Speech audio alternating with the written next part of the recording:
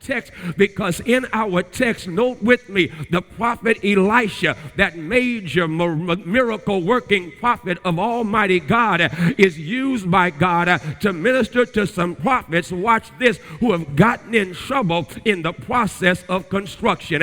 Here's what blew my mind. They were trying to do something right, and then stuff went terribly wrong, and that's when we discovered that the iron axe head that they were using to cut down a tree there at the Jordan River, the iron axe head, don't miss this, had flown off of its handle and landed in the river. It sunk at the bottom, and the one who had the iron axe head on the handle then cried out, "Alas, master, the axe head was borrowed," meaning he could not afford it himself. I had to do my homework here, because the bottom line is, you will understand that iron at that time was a precious and valuable commodity. It was new technology, and everyone did not have access to that. Only the have-gots had access to iron, so he had to borrow. And of course, in borrowing, it put him in debt, and now what he had borrowed is underwater. It's a jacked up financial situation to be in.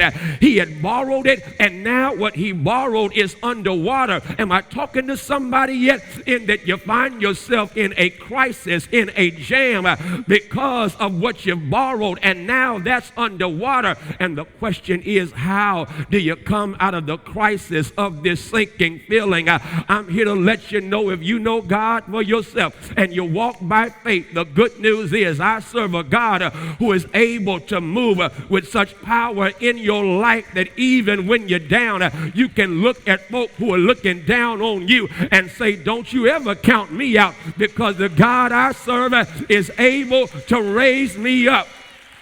Y'all missed your shout right there. I think I'll help you shout right quick. As a matter of fact, I serve the same God that raised the dead Jesus. I serve the same God who gave Abraham and Sarah new life, even though they were real old. And God raised the question to them, is there anything too hard for God? Y'all know that's a rhetorical question that you can't even answer unless you say yes. And so let me just ask that to somebody right now. In a jacked up financial situation, is there anything too hard for God? To anybody who is sinking emotionally, is there anything too hard for God? To anybody catching hell on your job, is there anything too hard for God? To anybody who's ready to wave the white flag of surrender and give up, I got a question for you. Is there anything too hard for God? I serve a God who can make a way out of no way. I serve a God who can raise you up when you're down. As a matter of fact, can we have a praise party right quick and just start thinking about stuff God did that was too hard for you but just right for God? I think that's my shout right there. If it's too much for you, it's just right for God. Worship West Baptist Church.